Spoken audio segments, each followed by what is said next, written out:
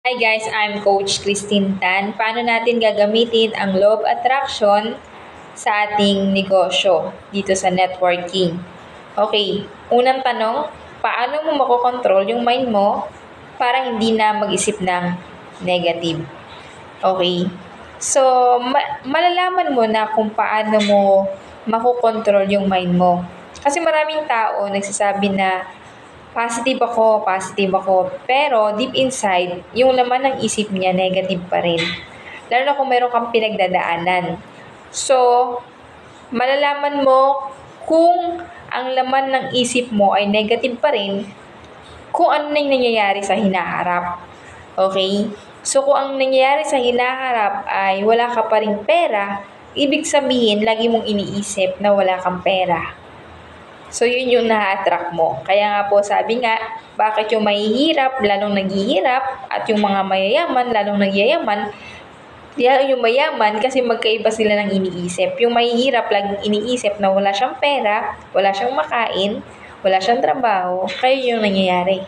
Yung mayayaman, laging iniisip na ang pera ay madaling kitain, na ang pera ay mabilis. Diba? Money come to me easily and frequently. Yun yung affirmation ng mga mayayaman.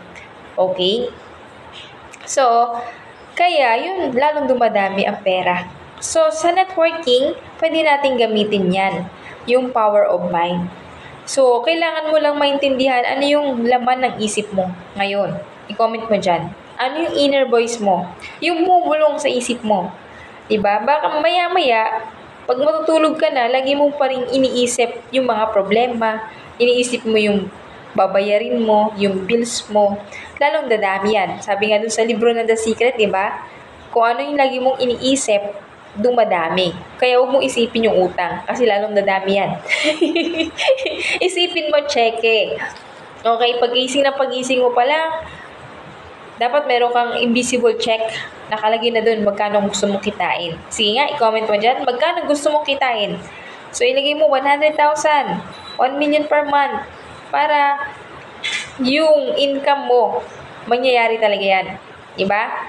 Mangyayari po talaga yan. Kilala nyo si Jim Carrey, yung extra na walang trabaho, pero gusto niyang maging artista na sikat. Diba? Extra lang siya. Nagpapatawa lang siya sa parang mga segment. Pero, dahil ginawa niya yung check, invisible check, gumawa siya, sinulat niya sa papel, diba, $10 million, nilagay niya sa wallet niya. Pagkagising niya sa umaga, tinitignan niya. Bago siya matulog sa gabi, tinitignan niya. Hanggang sa na-discover siya.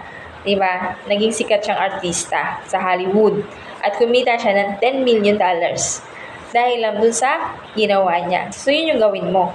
Okay? Yung tinatawag na affirmation at visualization. Sa mga gustong matutunan yung law of attraction, meron akong 40 days na program na ginawa ko. At itong course na to ay 10,000 po ang price. Pero dahil nanood ka ngayon, makakaroon ka ng discount. Mag-comment ka ng how. Sa first 20 na mag-enroll, 1,000 na lang yan. Ando dun yung mga video, paano mapoprogram yung mind mo into abundance mindset. At paano mapoprogram ang mind mo para makuha mo yung mga bagay na gusto mo lang. Yung mga ayaw mo ay hindi na ma-attract. Okay? Kasi yung law of attraction, what do you think?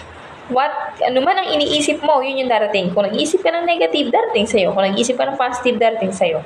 So, meron tayong programming na i-delete natin yung mga negative na iniisip mo para mawala na siya totally sa mind mo. At ang isipin mo na lang ay, I am a money magnet. Gusto mo ba yon? Comment ng yes. Thank you and God bless. Bye-bye.